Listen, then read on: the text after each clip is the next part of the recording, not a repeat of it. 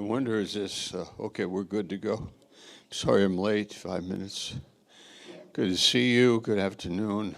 Leah is here with her husband coming through the air maybe right now, right? On his way from India to Dubai, probably. Dubai to Washington, maybe. Yeah. I came back from Hungary the day before yesterday. Actually, last night I was tired because of the jet lag. I did a sauna at about 8 o'clock at night. I went to bed. I slept 11 hours. Yeah, that's amazing. I got up once in the night. Wow. But wow, isn't that amazing? 11 hours. Whoa. I don't know if I've ever done that. That was so good. And then on the phone today with some people, and so beautiful. Thanks for your hearts and your love and what it means to trust the Lord and walk in faith. It's great.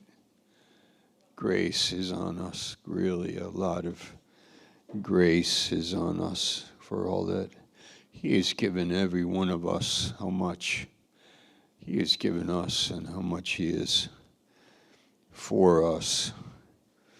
And I was very encouraged in Hungary and encouraged in a lot of ways, thinking about what Jesus did for us, who God is and what He's done.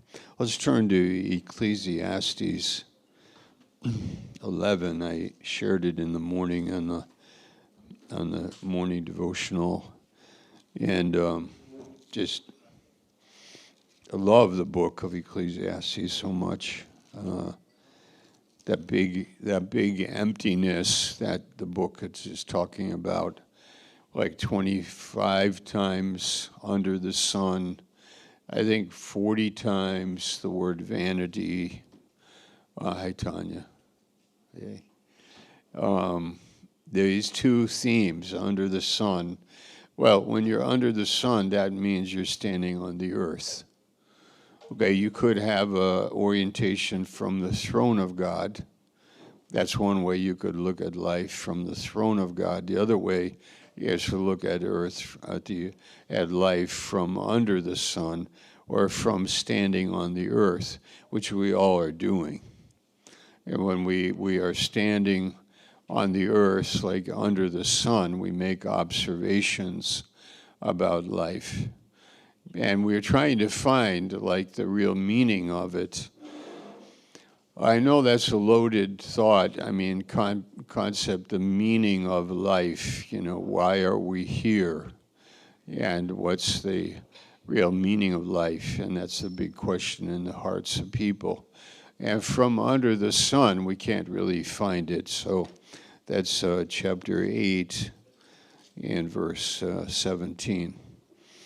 It's repeated in a few places. I like chapter 9 a lot in the book. But 8:17, then I beheld all the work of God, that a man cannot find out the work that is done under the sun.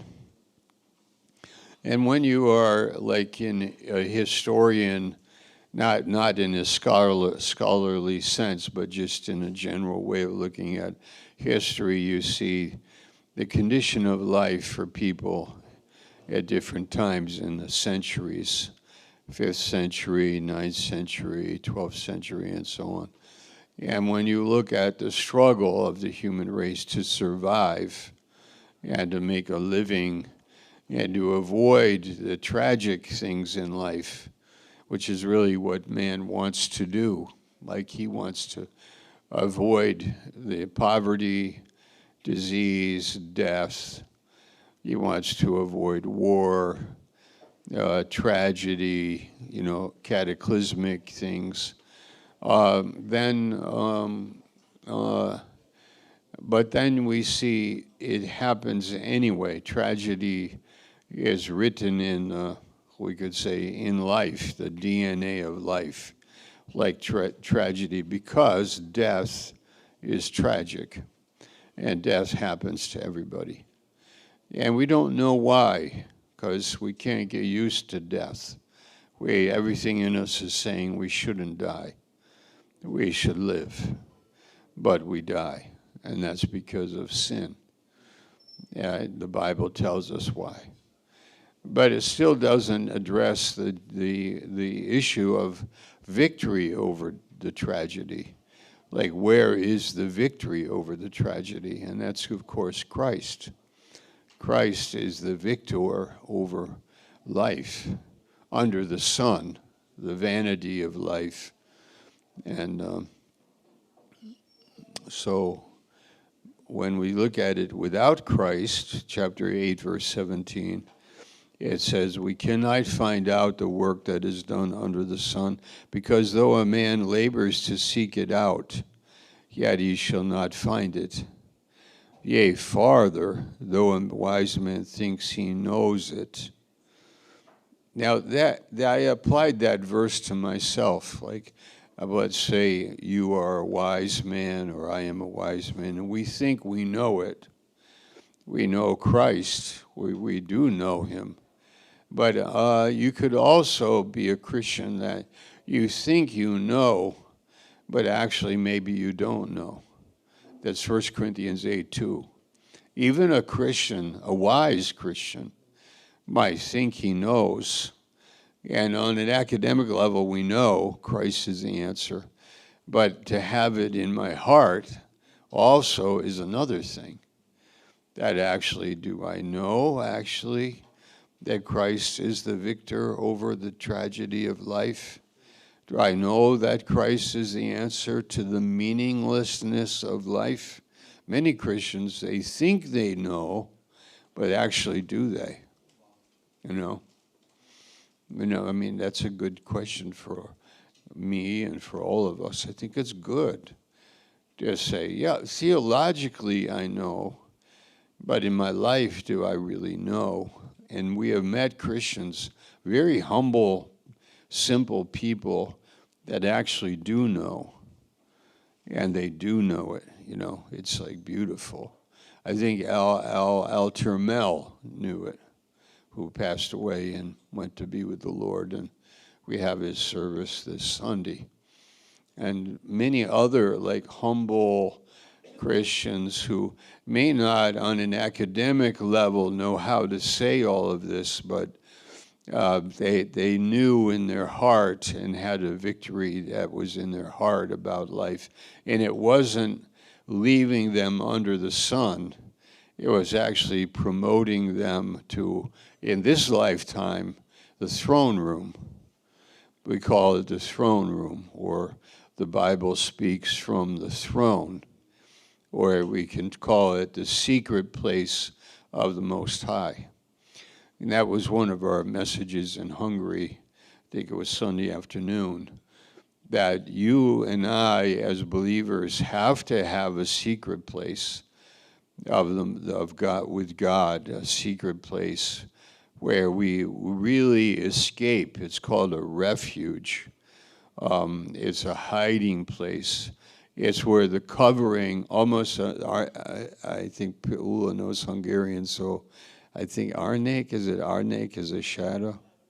Arnek, it's like if you think of you're walking on the earth, but there's a shadow over your life, and you don't even know why, but like God is with you, there's a shadow over you, and that's the secret place of the Most High, under the shadow of the Almighty.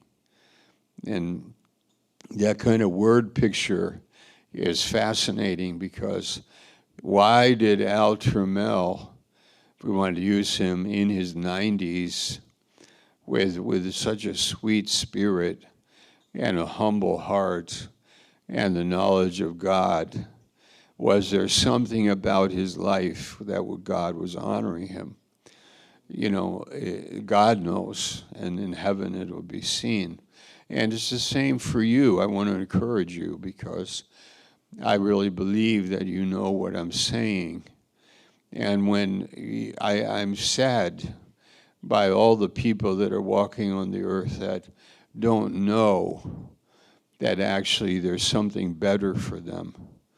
There's the shadow of the Almighty, that He's really watching over you and taking care of you.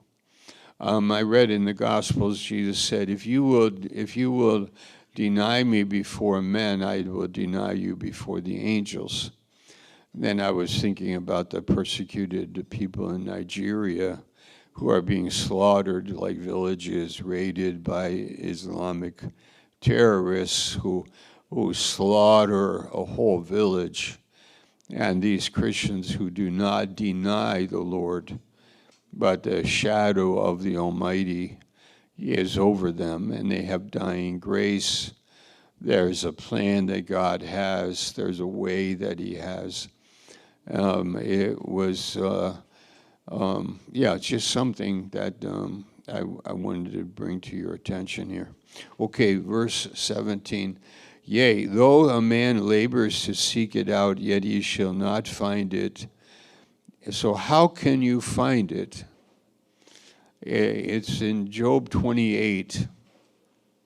There's another text for it. Though a wise man thinks to know it, yet he shall not be able to find it. So let's I think we'll just jump to, maybe I can find, let's see.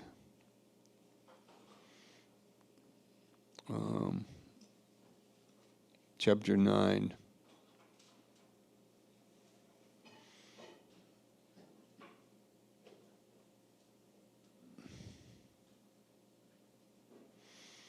Let's look at verse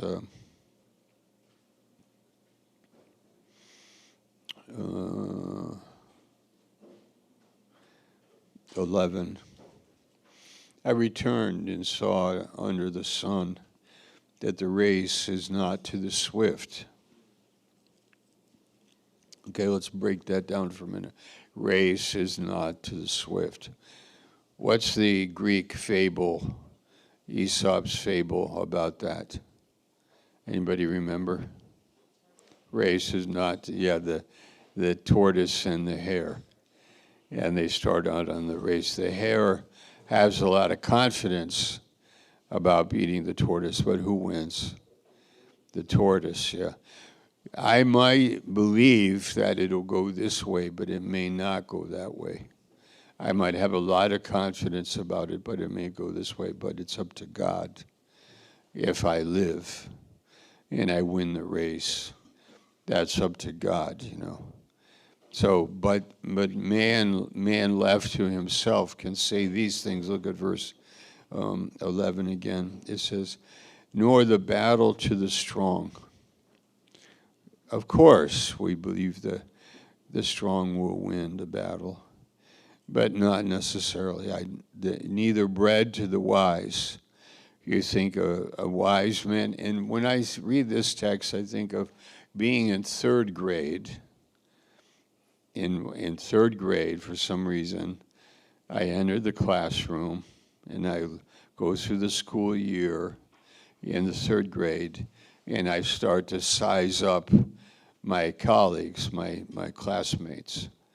And I see one girl is always getting high grades. One girl is always, and she's always neatly dressed, and she's the smartest girl in the class, And you just think, wow, what she's gonna. Okay, then you have another guy, he's the clown. Then you have another guy, he's poor and feels bad, he's sad. And another guy is, and you can go through the class. One guy's athletic, another guy's like really very smart and witty and funny and all this. You can go through and size up people. And you could say, this is what will happen in their life. But then when you're 50 years old and you do an analysis of those people, I mean, I never did it, we don't do this, but if from God, you were to say to God, whatever happened to her? She died young. Whatever happened to the guy that we just thought he would really make it? It didn't happen. What about that person there? Yeah, you would be surprised how successful he was, and all of this kind of thing. What God is saying in this verse is that you cannot analyze and figure out who will win the race, who will win the battle, who will get the bread. The fourth one is, verse 11, riches to men of understanding, nor yet riches to men of understanding, nor yet favor to men of skill, but time and chance happens to them all. Somebody's going to fail that you never thought would fail. Somebody will succeed that you didn't think would, that kind of thing. So why is life this way? Why is life like this? Why is it that you can't figure it out? Why is it? It's because life is designed in a way that God draws people to himself. And says, your life is a vapor. And it's designed in a way that you should have a yearning in your heart, not with the first floor of the house, but a yearning in your heart for the Creator, the Almighty, the God of it all, the Omega, Alpha and the Omega. And then in the gospel, you read this book, and then in the gospel you come to the throne, not under the sun, but you come to the place where you are with God, and you say, yes, Lord, I humble myself before you, because you are what this life is all about. And help me help others find the real answer for life, because people are being destroyed by their foolishness and being eaten up by evil, and they are being frustrated and lost in their lives. So you cannot take which is crooked and make it straight unless Jesus comes into your life, and then he can take the crooked and make it straight. Okay? Amen.